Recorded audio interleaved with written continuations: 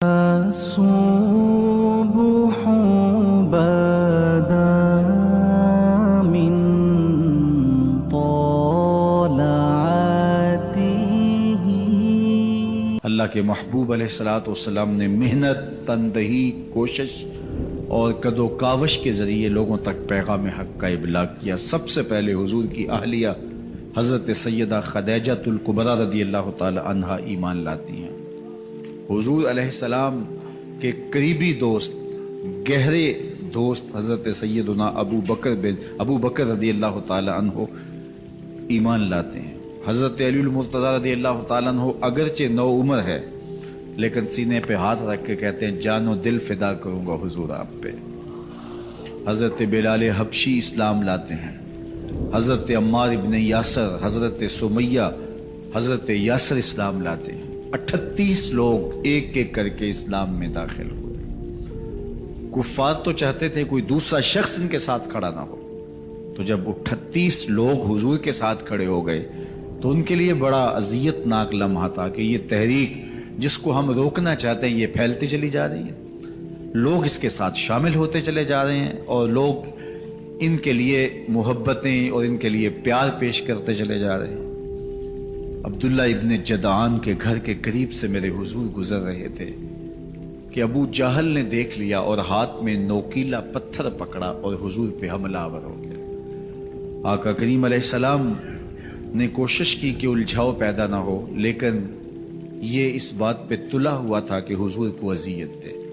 اس نوکیلے پتھر سے حملہ آور ہو کے حضور کو گہرے زخم دیتا ہے، حتیٰ کہ حضور کے مبارک بدن سے خون بہنے لگ جاتا ہے۔ وہاں سے حضور سین حرم میں پہنچتے ہیں اور اللہ کے حضور سر بسجود ہو جاتے ہیں۔ حضور کے چچا حمزہ بن عبد المطلب ابھی اسلام نہیں لائے تھے، وہ شکار کھیل کے واپس آ رہے ہیں، اور جب وہ شکار کھیل کے آتے تھے تو بڑا اترا کے چلتے تھے۔ انہوں نے سنا کہ دو لونڈیاں آپس میں بات کر رہی ہیں۔ اس کو پتہ ہوتا نا کہ اس کے بھتیجے کے ساتھ کیا سلوک ہوا ہے تو یہ کبھی بھی ایسی چال نہ چلتا، اس کی ٹوری کوئی اور ہوتی۔ تو رک گئے، قدم خود بخود ٹھہر گئے، رک کے پوچھا کیا ماجرا ہوا؟ کہا تمہارے بھتیجے کو ابو جہل نے مارا ہے اور اس کے نازک بدن سے خون بہتا رہا۔ وہ خاموش تھا لیکن اس نے جان بوجھ کے زیادتی کی اس پر، بس غصے میں بپھر گئے۔ سین حرم کے آس پاس قریش اپنی مسندیں جمائے بیٹھے ہوتے تھے ٹولیوں کی شکل میں۔ آج امیر حمزہ آئے اور ابو جہل کو تلاش کر کے اپنی کمان کو زور سے اس کے سر پہ مارا اور اس کا سر پھٹ گیا، اور ساتھ بولے تم نے ہمارے بھتیجے کو لاوارث سمجھا ہے؟ اب اس کے حوالی کھڑے ہو گئے، لیکن ابو جہل بڑا کائن شخص تھا، اس نے سمجھا کہ یہ تو اب تنہا ہیں لیکن لڑائی کی آگ روشن ہوگی تو بنو ہاشم بھی نکل آئیں گے تو یہ لڑائی لمبی ہو جائے گی، تو اس کا سبب میں ہوں، قصور میرا ہے۔ اس نے کہا بس مجھ سے غلطی ہو گئی، اس طرح اس نے بات کو ٹال دیا۔ اب حضور کے چچا حضور کو ڈھونڈ رہے ہیں۔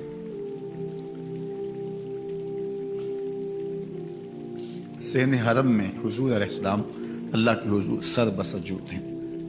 یہ پاس جا کے کھڑے ہو گئے اور کہا یا ابن اخی، اے میرے بھائی کے بیٹے، اے میرے بھتیجے، لیکن حضور سر نہیں اٹھایا۔ اللہ کے حضور اپنے دکھڑے بیان کر رہے ہیں۔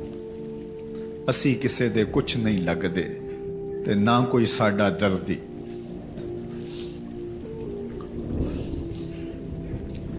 اللہ کے محبوب علیہ السلام اللہ کے حضور سر بسجود ہے۔ انہوں نے پھر کہا یا ابن اخی، اے میرے بھائی کے بیٹے، اور انہیں بے چینی ہے کہ بتاؤں کہ حوصلہ رکھو میں تمہارا بدلہ لے لیا، لیکن حضور سر نہیں اٹھا رہے۔ تیسری مرتبہ پھر آواز دی، حضور نے سر اٹھایا، آنکھیں آنسوں سے بھری ہوئی تھی، تو برجستہ کہا بھتیجے میں تمہارا بدلہ لے لیے۔ میرے حضور نے فرمایا چچا مجھے اس کی کوئی خوشی نہیں ہوئی، یہ حیرت زدہ ہو گئے کہ اتنا بڑا کام، اس وقت مکے کا اتنا بڑا سورما، اور میں اس سے ٹکرا کے آیا ہوں اور یہ کہہ رہے ہیں مجھے کوئی خوشی نہیں ہوئی۔ قسمت اچھی تھی۔ بولے بھتیجے تم کیسے خوش ہوتے ہو؟ کہا جس رب کو میں مانتا ہوں اس کو تم بھی مان لو۔ تو امیر حمزہ کی قسمت اچھی تھی تو آگے بڑھے اور اسلام قبول کر لیا۔ 38 لوگ پہلے مسلمان تھے، یہ 39 میں مسلمان ہو گئے۔ بس ان کا اسلام لانا مسلمانوں کے لیے تسکین قلب کا سامہ ہوا۔ حضور کی آنکھوں میں امٹتے ہوئے آنسو، آگے بڑھے، کعبے کو غلاف کو پکڑا، کہا اللہم اعز الاسلام باحب الرجلین الیک بعمر ابن الخطاب اور بعمر ابن حشام۔ اے اللہ ایک شیر دیا ہے، ایک شیر اور دے دے، اب تیری مرضی، یا عمر بن خطاب دے دے یا عمر بن حشام دے دے۔ اگرچہ اس نے میرے اوپر پتھر برسائے ہیں، مجھے زخمی کیا ہے، لیکن اگر دین کی تقویت اس سے ہو سکتی ہے تو مالک مجھے کوئی غصہ نہیں۔ چاہے عمر بن حشام، یہ ابو جہل کا نام ہے، مجھے چاہے ابو عمر بن حشام دے دے یا عمر بن خطاب دے دے، ایک شیر دے دیا، ایک شیر اور عطا کر دے۔ حضور کعبہ کے غلاف سے لپٹ کے اللہ کے حضور دعائیں مانگ رہے ہیں۔ 39 لوگ اسلام لا چکے ہیں، 40ویں کا انتظار ہے۔ اللہ کے محبوب علیہ السلام کی دعائیں ہیں، حضور کی التجائیں ہیں۔ ادھر یہ خبر پورے مکے میں پھیل جاتی ہے کہ حمزہ بھی ایمان لے آئے۔ کفار پر سراسیمگی سی کیفیت پیدا ہو جاتی ہے کہ ہم تو سمجھتے تھے کہ یہ 2-4 لوگ ہیں، 10, 15, 20 لوگ جمع ہو جائیں گے، اور اس طرح کے لوگ بھی اگر ان کے ساتھ شامل ہو گئے تو ان کا راستہ نہیں روکا جا سکے گا۔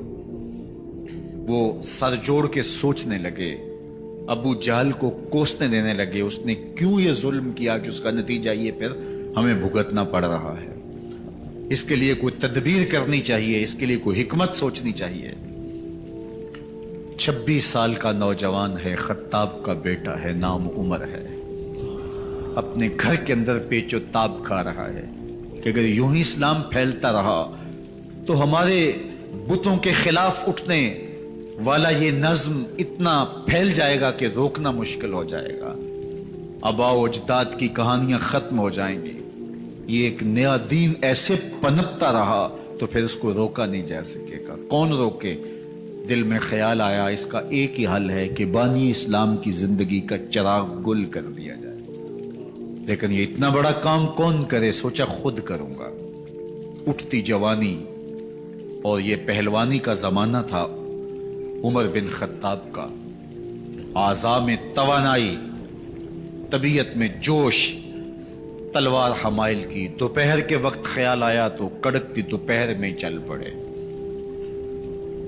سنسان گلیاں ہیں، سخت گرمی ہے، لوگ دیواروں سے لگ کے چلتے ہیں اگر کوئی کسی کو کسی مجبوری کے تحت کہیں جانا بھی پڑے، لیکن یہ مست ہاتھی کی طرح اپنے ارادے کو عملی جامہ پہنانے کے لیے گھر سے نکل پڑتے ہیں اور اس انداز سے تلوار حمائل کیے ہوئے آگے بڑھ رہے ہیں۔ نعیم بن عبداللہ آگے سے آ رہے تھے، آنکھوں میں اترا ہوا نشہ دیکھا، کہانی سمجھ گئے۔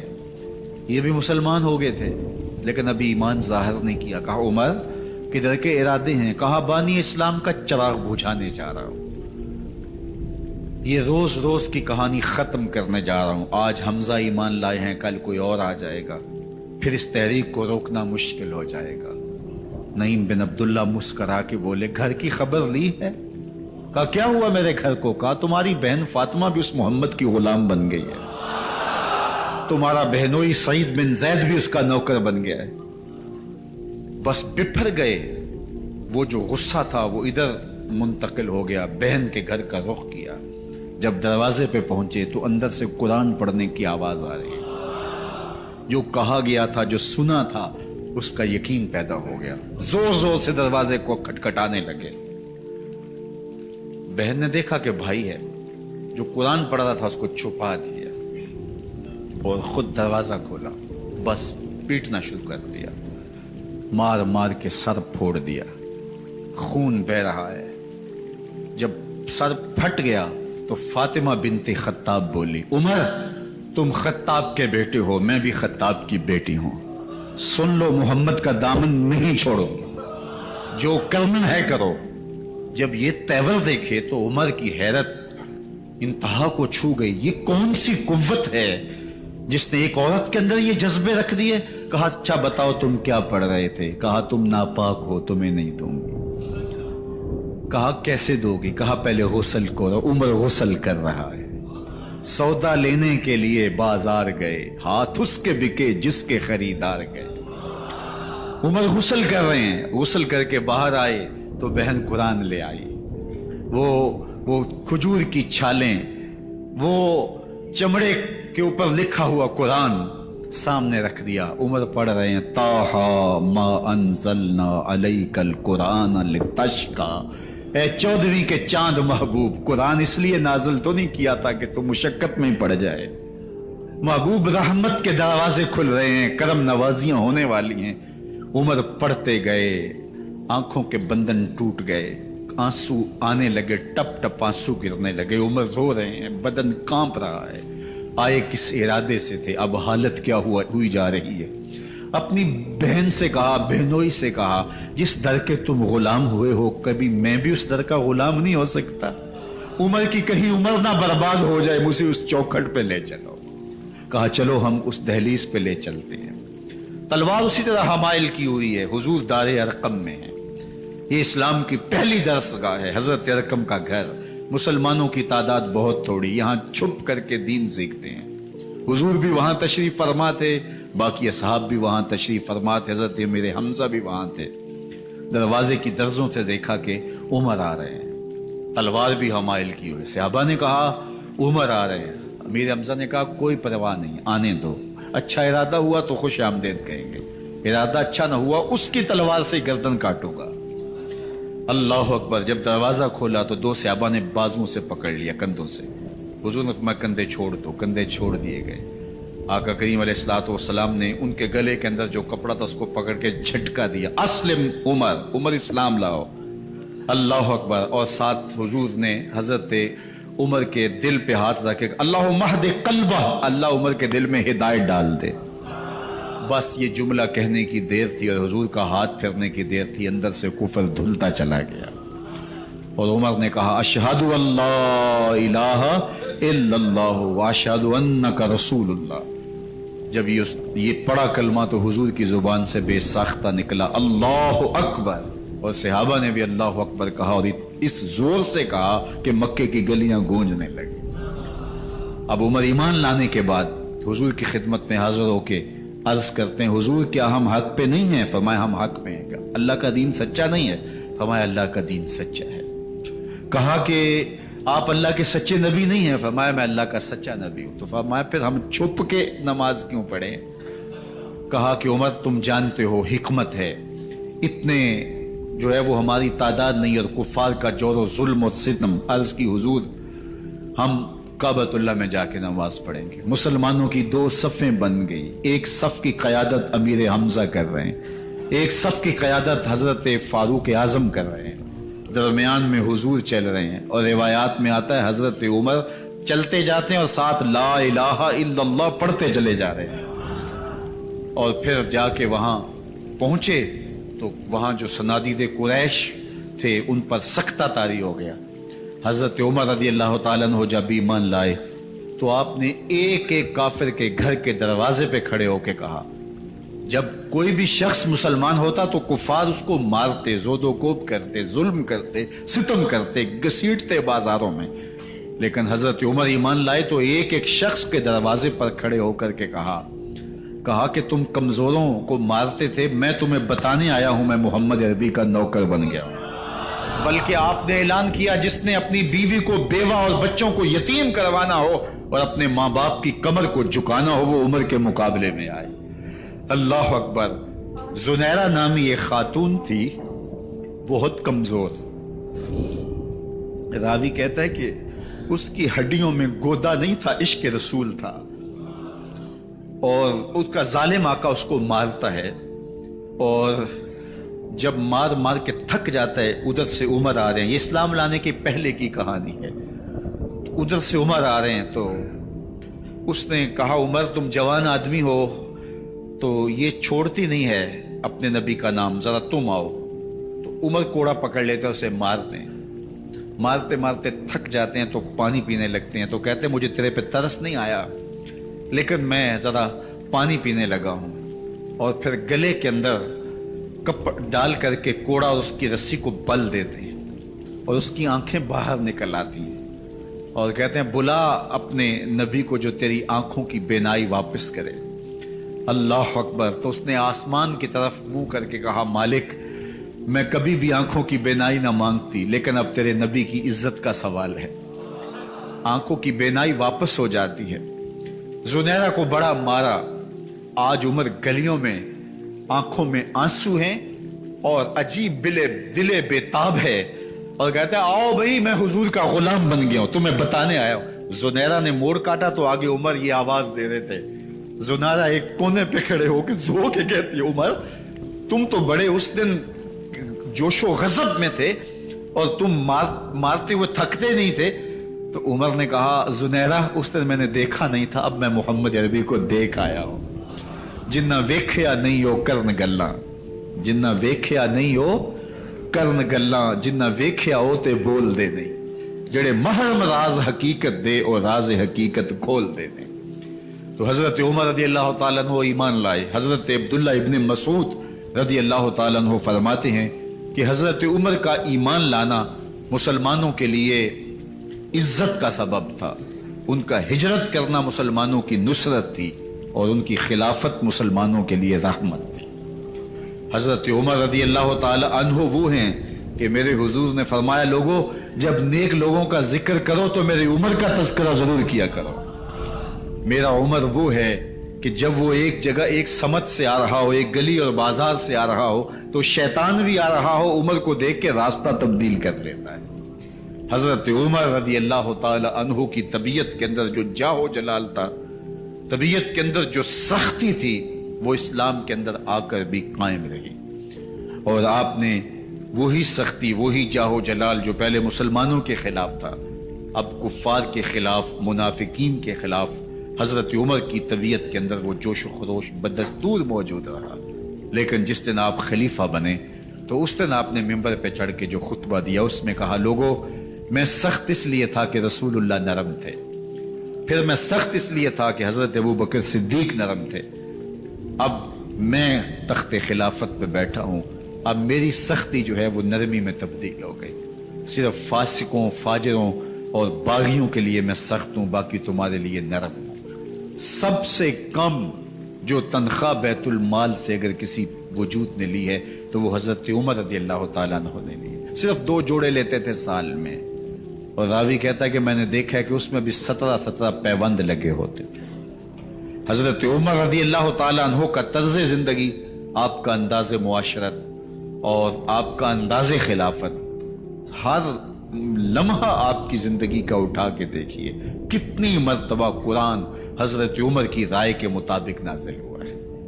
اللہ تعالیٰ جل شانہ نے ان کو صاحب الہام بنایا تھا۔ ہر امت میں کوئی صاحب الہام ہوتا ہے، حضور کی امت کا صاحب الہام حضرت عمر رضی اللہ تعالیٰ عنہ، اور آقا کریم نے انہیں اپنا وزیر قرار دیا، فرمایا میرے 2 وزیر آسمانوں میں ہیں، 2 وزیر زمینوں میں ہیں، آسمانوں کے وزیر ابو جو ہے وہ جبرائیل اور میکائیل ہیں، اور زمین کے وزیر ابو بکر اور عمر ہیں رضی اللہ تعالی عنہما۔ تو اللہ تعالیٰ جل شانہ نے حضرت سیدنا صدیق اکبر کے بعد حضرت سیدنا عمر بن خطاب رضی اللہ تعالیٰ عنہ سے جو کام لیا، مختصر دور خلافت کے اندر 10 سال 6 ماہ 4 دن آپ نے خلافت فرمائی ہے، لیکن کہاں سے چلے اور یہاں مکران تک، بلوچستان کا حصہ ہے، یہاں تک آپ کی سلطنت کی حدود وسیع ہوئی، ادھر آرمینیا تک جا پہنچے، حمص فتح کیا، قادسیہ، یرموک، آپ ذرا دیکھیے کہ کہاں تک آپ کی فوجوں کے گھوڑے دوڑتے رہے، اور اللہ تعالیٰ جل شانہ نے ان کو جو توانائی، عدل و انصاف کی قوت عطا فرمائی، اللہ اکبر، جب زمین پہ عدل کیا ہو تو زمین بھی حکم مانتی ہے. اور حضرت عمر وہ تھے جن کا حکم ہوائیں بھی مانتی تھی، زمین بھی مانتی تھی، جن کا حکم جو ہے وہ آگ بھی تسلیم کرتی تھی اور دریا بھی ان کا حکم مانا کرتے تھے. مصر کے اندر رسم بد جاری تھی، یہ رسم بد جاری تھی کہ سال کے بعد ایک دو شیزہ کو زیورات پہنا کے اچھے لباس میں ملبوس کر کے دریا کی بھیڑ چڑھایا جاتا، اس کی قربانی دی جاتی، اس کا خون بہتا تو دریا چلتا. جب اسلام مسلمانوں نے مصر فتح کیا تو گورنر نے لکھا کہ اسلام تو اس طرح کی رسوم کی اجازت نہیں دیتا، لیکن خشک سالی ہے، لوگوں کی فصلیں ویران پڑی ہیں، تو حضرت کیا کیا جائے؟ تو حضرت عمر رضی اللہ تعالیٰ عنہ کو جب قاصد آ کے پیغام دیتا ہے تو کاغذ کے ٹکڑے پہ لکھتے ہیں بسم اللہ الرحمن الرحیم. مصر کے نیل کی جانب عمر کا خط لکھتے ہیں، اے نیل اگر تو اللہ کے حکم سے چلا کرتا ہے تو چل، ورنہ ہمیں تیرے چلنے کی کوئی حاجت نہیں ہے. اور قاصد کو کہا یہ خط لے جاؤ اور جا کے دریائے نیل میں پھینک دو. قاصد جا کے خط دریائے نیل میں پھینک دیتا ہے، پانی آتا ہے، ایسا دریائے نیل چلا 14 صدیاں ہوئی ہیں آج تک کبھی بند ہی نہیں ہوا. دریا حکم مانتے ہیں، آگ نکلتی ہے. لوگ حضرت عمر رضی اللہ تعالی عنہ کے پاس آئے، حضرت لاوا پھوٹا ہے، آگ نکل رہی ہے اور مدینے کی طرف بڑھ رہی ہے، اب کیا کیا جائے؟ فائر بریگیڈ تو زمانے میں تھی نہیں. عمر نے اپنی قمیض اتاری، جس قمیض پہ 17 پیوند لگے ہوئے تھے چمڑے کے، کہا یہ قمیض لے جاؤ، جدھر آگ بڑھ رہی ہے آگے ڈھالنا، آگ پیچھے بھاگ جائے گی. زلزلہ آتا ہے تو زمین پہ درہ مارتے ہیں، زمین رک جا، کیا عمر نے تیری چھاتی پہ عدل نہیں کیا ہے؟ تو یہ عمر ہے رضی اللہ تعالی عنہ کہ جن کے انصاف کی وجہ سے، جن کے عدل کی وجہ سے اللہ تعالیٰ کی رحمات اور اس کی برکات کا نزول ہوتا تھا، اور اللہ تعالیٰ نے مسلمانوں کو وہ آبرو مند حکومت دی. کائنات کی تاریخ کے اندر ایسی حکومت آپ نے نہیں دیکھی ہوگی جو حضرت عمر نے حکومت کی ہے. اللہ اکبر. فرمایا فرات کے کنارے پہ ایک کتا بھی پیاسا مر گیا تو اس کا حساب بھی عمر سے ہوگا. جب اتنے علاقے فتح ہو گئے تو ایک دن حضرت عمر بیٹھ کے رو رہے تھے، تو کسی نے کہا حضرت رو کیوں رہے ہیں؟ فرمایا کہ میں اس لیے رو رہا ہوں کہ فلاں پل سے بکریاں گزری ہیں، تو پل کے اندر شکستگی تھی، ٹوٹا ہوا تھا پل درمیان میں کچھ، اس میں ایک بکری کی ٹانگ ٹوٹ گئی ہے، تو میں ڈرتا ہوں کہیں اس کا حساب نہ لیا جائے کہ میرا رب یہ نہ پوچھے کہ عمر تو نے پل صحیح تعمیر نہیں کروائے تھے کہ ایک بکری کی ٹانگ کیوں ٹوٹی ہے. یہ ہے حضرت عمر رضی اللہ تعالی عنہ. اللہ اکبر. حضرت سیدنا عمر رضی اللہ تعالیٰ عنہ کی پوری زندگی آپ دیکھ لیجئے. آپ دن کو گھر میں بیٹھتے ہیں، دربار خلافت میں بیٹھتے ہیں، اور آپ کا دربار خلافت کیا ہے؟ کوئی عالی نصب محل نہیں ہے، مسجد نبوی کا صحن ہے، وہاں بیٹھ کے فیصلے ہو رہے ہیں. باہر سے سفیر آتا ہے اور آ کے پوچھتا ہے کہ میں امیر المومنین کے، مسلمانوں کے حکمران کے دارالامارہ میں محل میں جانا ہے، تو وہ مسکرا کے کہتے ہیں ہمارے امیر کا تو کوئی محل نہیں ہے. کہا کہاں ہے تمہارا امیر؟ کہا مسجد نبوی میں ہوگا یا بیت المال کے اونٹوں کی دیکھ بھالی کر رہا ہوگا، ان کی دیکھ بھال میں لگا ہوگا. وہ جب گئے تو مسجد میں نہیں ہے. اللہ اکبر. وہاں گئے تو وہاں بھی نہیں ہے. پھر کیا دیکھتے ہیں کہ عمر رضی اللہ تعالی عنہ جنت البقیع کے پاس ایک درخت کے نیچے اینٹ کا سرانہ رکھ کے سوئے ہوئے. تو اس نے کہا عمر تو نے عدل کیا ہے، تجھے کچی اینٹ پہ بھی نیند آ گئی.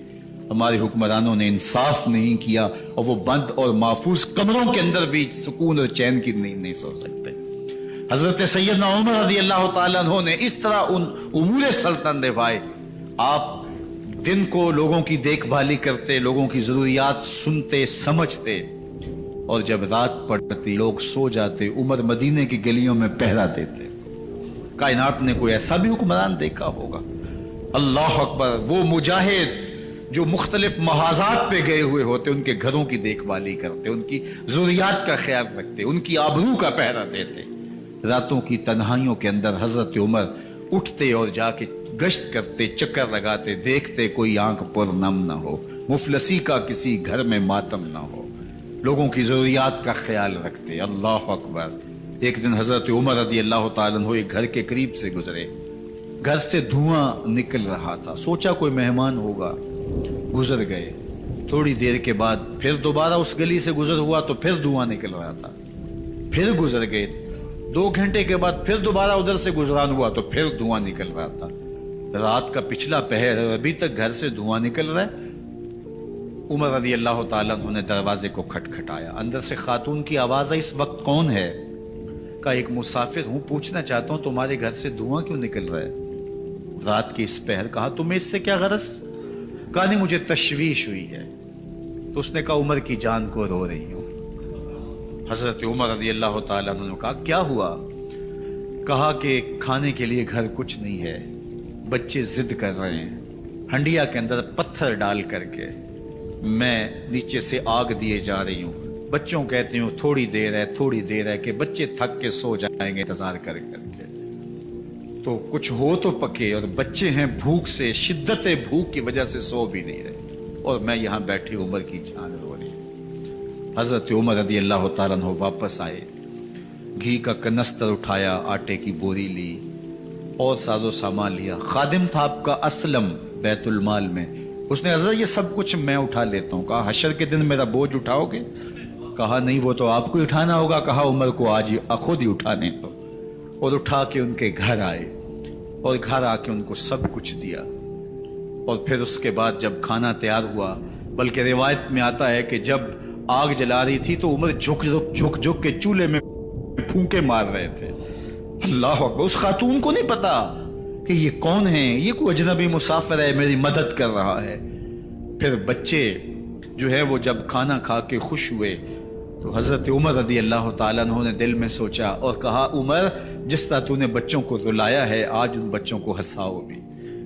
تو بچے بیٹھے ہیں تو عمر کبھی ادھر جاتے ہیں کبھی ادھر جاتے ہیں، جس طرح بچوں کو کھلانے کے لیے جو ہے وہ گھٹنوں کے بل اور ہاتھوں کے بل لوگ چلتے ہیں، حضرت عمر یوں چلتے ہیں اور وہ بچے مسکراتے ہیں۔ جب بچے ہنسنے لگے، کھانا کھا چکے، عمر اس خاتون سے مخاطب ہو کے کہتے ہیں بہن دیکھ عمر کی بڑی مجبوریاں ہیں، فسطاط، یرموک، کہاں کہاں آرمینیا، کہاں کہاں سرحدوں پہ محاذ پہ لوگ موجود ہیں، ان کی دیکھ بھالی کرنی، امور خلافت، کیا کیا معاملے ہیں، تنہا اکیلے بیچارے کی جان ہے، وہ نہیں خیال کر سکا، چل تو اسے معاف کر دے۔ وہ بہن کہتی ہے تو اتنی ہمدردی کیوں کرتے عمر کی؟ نہیں میں عمر کو معاف نہیں کروں، کل قیامت کے دن میں اللہ کے حضور عمر کا گریبان پکڑوں گے۔ تو دوسرے علاقے فتح کرتا تھا، میری خبر ہی نہیں تھی۔ اللہ اکبر! جب یہ بات کی تو عمر چیخیں مار کے رونے لگے اور ہاتھ جوڑ کے کہنے لگے بہن یہ تمہارے سامنے تو عمر کھڑا ہے، یہ حضرت عمر تھے رضی اللہ تعالیٰ عنہ، اور اللہ کے محبوب علیہ الصلوۃ والسلام کے خلیفہ راشد، دوسرے خلیفہ، 10 سال 6 ماہ اور 4 دن آپ نے خلافت کی۔ اور تاریخ کہتی ہے اگر عمر رضی اللہ تعالیٰ عنہ کو 10 سال اور مل جاتے، یا مغربی مفکرین کہتے ہیں کہ اگر کائنات کو ایک عمر اور مل جاتا پوری دنیا پہ مسلمانوں کی حکومت ہو، کہیں کفر باقی نہ بچتا۔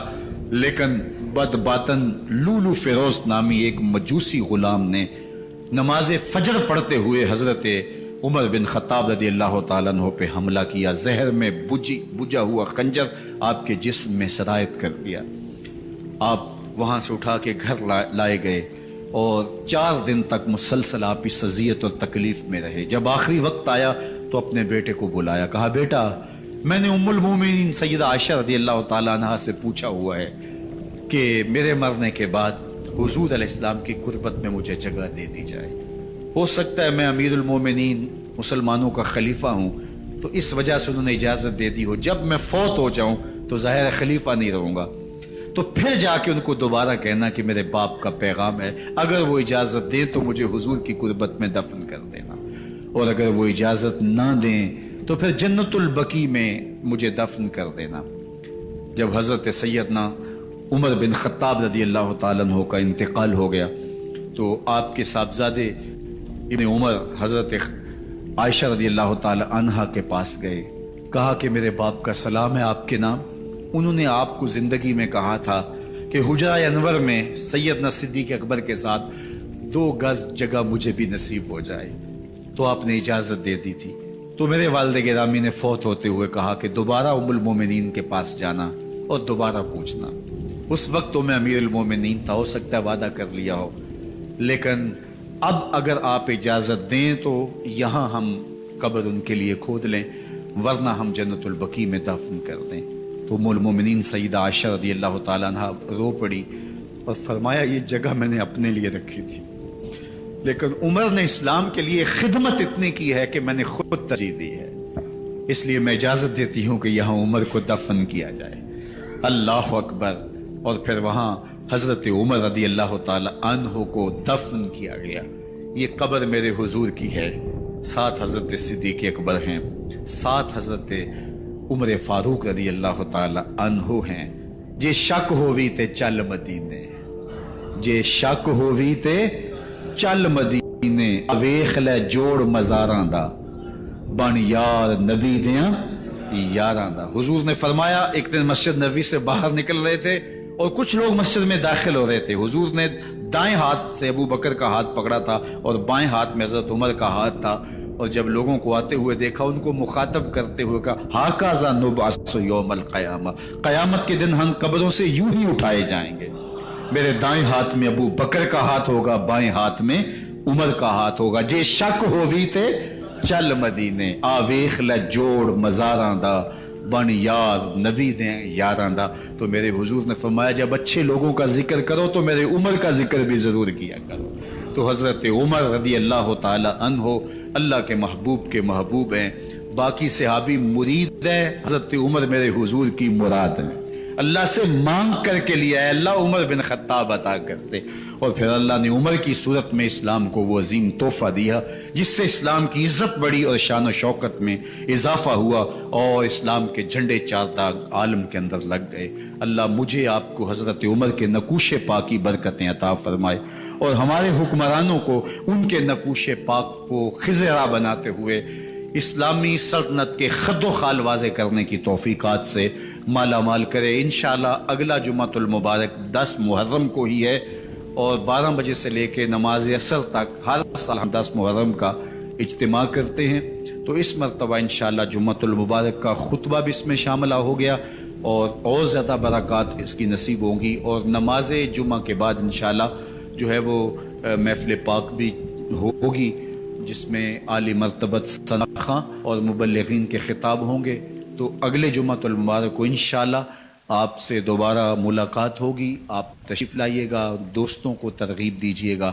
اللہ آپ سب کو جزائے خیر دے، دنیا آخرت کی بھلائیاں آپ کا مقسوم کرے. وآخر دعوانا ان الحمد